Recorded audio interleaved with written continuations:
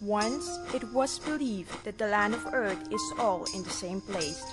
This theory told us that before the continents were formed, they are one big slope of land, and as the time goes by, earthquakes, storms, and other calamities trigger the separation of this big land.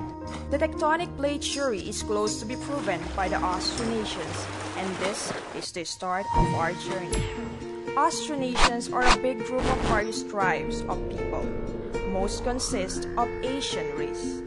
Theories and studies have shown that Austronesians originated in some part of China, as they grow in number and population became so big.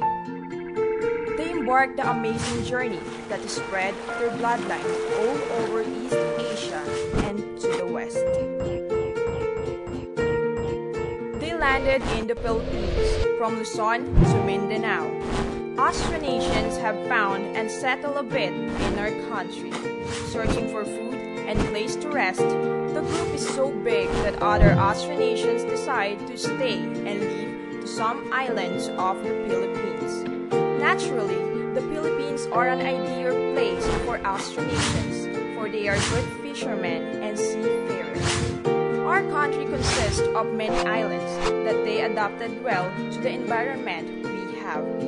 They use the sundial to know the direction where they are going to. During the day, the sun or the sun's shadow could be used to keep bearings. At night, the stars were used for this purpose. Many scholars claim Austronesians are admixtures of Australoids, a group which includes Bedoids, Australians, Negritos, and Papuans with Mongoloids.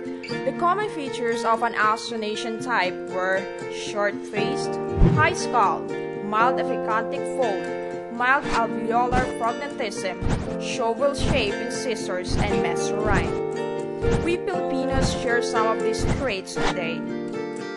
For example, the rocker jaw of Polynesian peoples and the diminutive stature of the Negritos.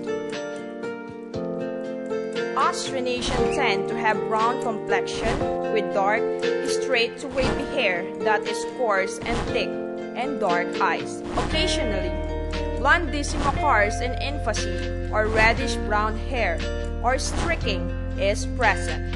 However, this appears to be native variation rather than evidence of Caucasoid admixture as suggested in early divisionist studies.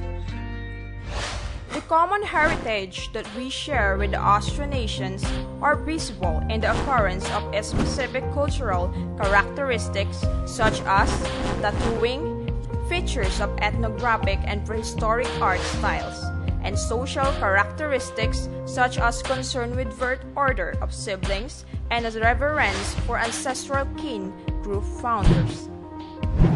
The house structure of the Austronesians and our native people has a big similarities, like a big breathing space under their bahay kubo, so animals can stay there and not loiter and can be protected. They are good in making ethnic clothes. Like the Ifugaos, they also know how to weave cloth for their clothing and keep them warm. The fact that so many people should speak related Austronesian language is interesting. For instance, in differentiating by simple visual means among a random mixture of Austronesian-speaking individuals of Punan, Agta, Fijian, and Tahitian origin. There were languages that was left behind by the Austronesians.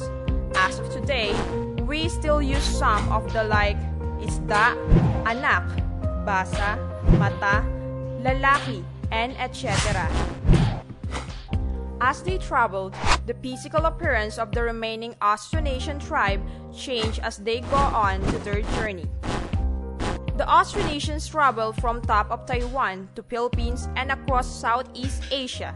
They have gone to various countries, some gone to Indonesia, to Malaysia, to Madagascar, some to Hawaii, and etc. Their journey have been so successfully that they have spread their kind in almost all the country of Southeast Asia.